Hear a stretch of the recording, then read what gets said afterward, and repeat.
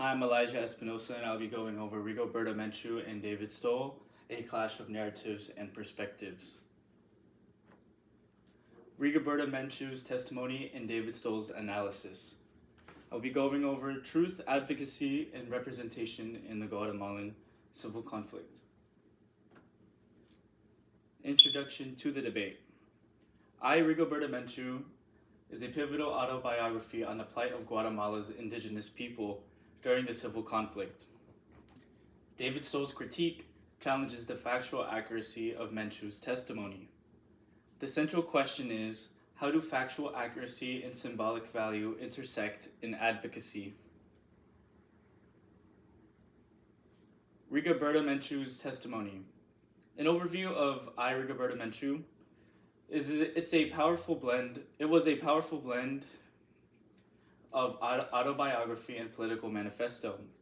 She crafted in collaboration with anthropologist Elizabeth Burgos de Bray, and her testimony is a seminal work that amplifies the struggles of Guatemala's indigenous people and it highlights systemic injustices. The book recounts harrowing stories of loss, including the torture and murder of Menchu's family members under Guatemala's brutal military dictatorship. These personal experiences reflect the broader suffering of indigenous communities during this period. Cultural identity, land loss, and struggles of indigenous people are highlighted in her testimony. In 1992, Rigoberta Menchu was awarded the Nobel Peace Prize in recognition of her efforts to bring global attention to the plight of indigenous peoples and her commitment to nonviolent advocacy for social justice. David Stoll's critique. Stoll's analysis in Rigoberta Menchu and the story of all poor Guatemalans.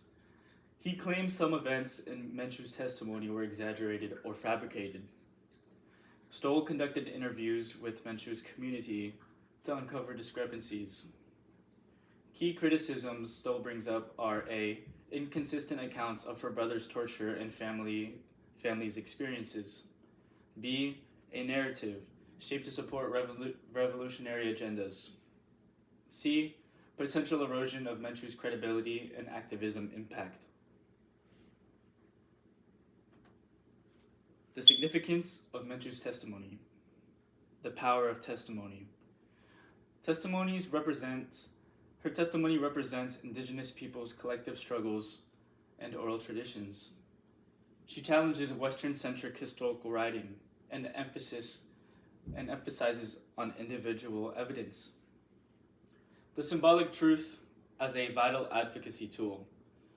Symbolic truth raises awareness of state terrorism and genocide, where 93% of human rights violations in the civil conflict attributed to the Guatemalan military. Stoll's critique and the debate it sparks. David Stoll's critique of Rigoberta Menchu's testimony opens a broader discussion on the role of personal narratives in advocacy and the ethical implications of scrutinizing such stories. Stoll highlights discrepancies in Menchu's account, questioning the precision of certain events. This raises a central debate. Should advocacy-driven testimonies be held to strict factual standards, or is their value derived primarily from their ability to convey larger systemic truths? Risks of undermining advocacy campaigns. By challenging Menchu's narrative, Stoll risks undermining her work as a symbol of indigenous resistance and advocacy. Critics argue that Stoll's emphasis on factual inconsistencies diverts attention from the crucial issues Menchu sought to address, including state violence, systemic racism, and culture erasure. Testimony as a political genre. Testimony beyond literal truth. Her testimony's purpose is to amplify. A purpose of testimony is to amplify marginalized voices and to reflect collective struggles, not just individual stories. In Menchu's defense, the symbolic truth outweighs minor inaccuracies, and her call for action on structural inequality. Broader implications. Advocacy for scholarship. The debate between Rigoberta Menchu's testimony and David Stoll's critique underscores the tension between advocacy and scholarship, highlighting the need for nuanced approaches to truth and representation. Menchu's unapologetically political narrative versus Stoll's academic critique. Menchu's testimony aimed at raising awareness of the systemic oppression faced by Guatemala's indigenous communities, while Stoll approaches Menchu's testimony from a scholarly perspective, scrutinizing inconsistencies in her account and questioning the reliability of personal narratives as historic evidence. The need for nuanced approaches. Recognize coexistence of factual and symbolic truths. Menchu's testimony embodies symbolic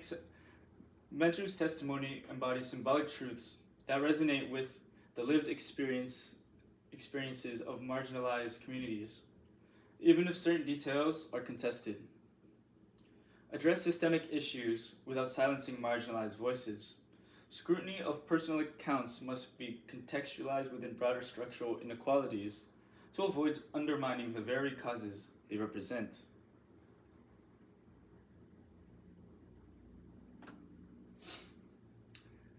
My analysis through the tenets of CRT.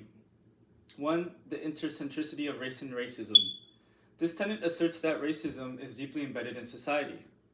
Menchu's testimony centers on the systemic oppression and racism faced by the indigenous Mayan people in Guatemala. The critique by Stoll, which questions the accuracy of her narrative, can be analyzed in light of how indigenous voices are often scrutinized or invalidated by dominant groups. CRT invites us to consider whether Stoll's analysis is rooted in implicit biases that seek to uphold a dominant, non-indigenous perspective. 2. The challenge to a dominant ideology. Menchu's testimony challenges dominant historical narratives that often downplay or ignore the suffering of marginalized communities. By exposing the atrocities committed against indigenous people, she disrupts the traditional Eurocentric understanding of Guatemala's history. Stoll's critique, which focuses on factual inconsistencies, can be seen as an attempt to reassert the dominance of traditional positivist views of truth over experiential or narrative truths that reflect systemic inequalities. 3.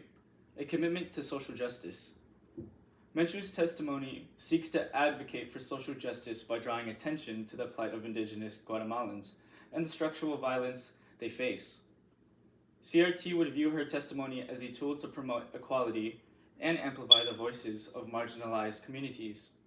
Stoll's emphasis on factual discrepancies may detract from the broader justice-oriented goals of Menchu's work, raising questions about whether his critique serves to uphold or undermine efforts towards societal transformation.